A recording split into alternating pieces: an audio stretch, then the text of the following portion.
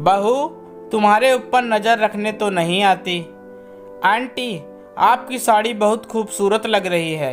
नव विवाहित पूजा ने ट्रेन में सामने वाली बर्थ में बैठी गर्मा जी से कहा। थैंक यू बेटा, ये साड़ी मैंने खुद बनाई है।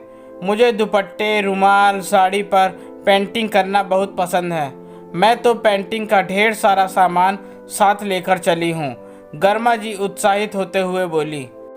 हम बेटे बहू के साथ रहने जा रहे हैं। आराम से रहना, वहाँ यह सब मत करना। ऐसा कोई काम मत करना जिससे किसी को परेशानी हो। गर्मा जी के पति संजय जी ने उन्हें टोक हुए कहा। मैं वहाँ किसी को परेशान करने नहीं जा रही। जीवन में जैसी भी परिस्थिति हो, हालात हमारे पक्ष में हो या ना हो, हमें हमेशा जीवन के प्रति सकारात्मक नज़रिया रखना चाहिए। अपने कर्म करते रहना चाहिए। गर्मा जी ने कहा। तुमसे तो बात करना ही बेकार है। मेडिटेशन क्या सीख गई हो? हर जगह ज्ञान बांटती रहती हो, संजय जी ने कहा। गर्मा जी और उनके पति संजय जी रायपुर से बेटे बहू के यहाँ बेंगलोर जा रहे थे। कुछ ही समय में बेंगलोर आ गया। बेटा अनिरुद्ध और बहू मालिनी उन्हें स्टेशन लेने आए। गर्मा जी को देखते उनके बेटे बहू की आंख में आंसू आ गए। कैसी हैं माँ आप? सफ़र में कोई तकलीफ़ तो नहीं हुई? मालिनी ने पूछा। मैं तो एकदम ठीक हूँ। सफ़र तो मेरा मज़े से कटा। किसी और को तकलीफ़ हुई हो तो मेरी बला से, गर्मा जी ने अपने पति की ओर इशारा करते हुए कहा। डॉली और पार्थ स्कूल से कब तक आएंगे? गर्मा जी ने घर पहुँचते ही पूछा। बस माँ, थोड़ी ही देर में आते ही होंगे। आप आराम कीजिए, मैं चाय नाश्ता लेकर आती हूँ। बच्चे आएंगे तब साथ खाना खा लेंगे, मालिनी ने कहा। बहू ने लाख मना करने पर भी गर्मा जी उसके हर काम में हर संभव मदद करती। रहने दीजिए ना माँ, आप आराम कीजिए, मैं सब कर लूँगी, मालिनी ने कहा। अरे बहू, मैं बिस्तर पकड़ कर नहीं बैठना चाहती। काम करती रहूँगी तो जीवन में उमंग उत्साह बना रहेगा। तू भी बहू छोटे मोटे कामों में बच्चों की मदद लिया कर, जिससे वे भविष्य में स्वावलंबी बन सकें। मेरा बुढ़ापा तो मुझसे कोसों दूर है। आदमी उम्र से नहीं, मन से बूढ़ा होता है, जैसे तेरे ससुर जी। ऐसा बोलकर गर्मा जी खिलखिलाने लगी।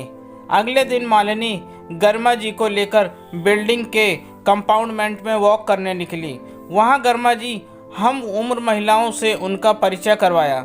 सब उनके व्यक्तित्व से प्रभावित हो गए। बातों बातों में गर्मा जी ने उन्हें समझाया कि बहुओं की चुगलियाँ करना छोड़ दें और अपने व्यक्तिगत व्यक्तित्व को निखारने की पहल कीजिए। कुछ दिनों की पहचान में ही गर्मा जी उन्हें मेडिटेशन और कपड़ों में पेंटिंग की कला सिखाने लगी। अब सारी महिलाओं का समय सार्थक काम में लगने लगा। थोड़ा ज़्यादा देर होती तो बहू उन्हें बुलाने आ जाती।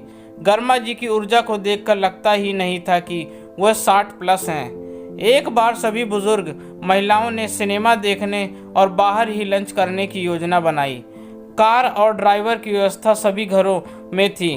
13 गाड़ियों में 12 महिलाओं समा गईं। सभी महिलाएं अकेली ही थीं। उनके परिवार का कोई भी सदस्य उनके साथ नहीं था, सिवाय गर्मा जी के। गर्मा जी के साथ उनकी बहू मालिनी भी थी।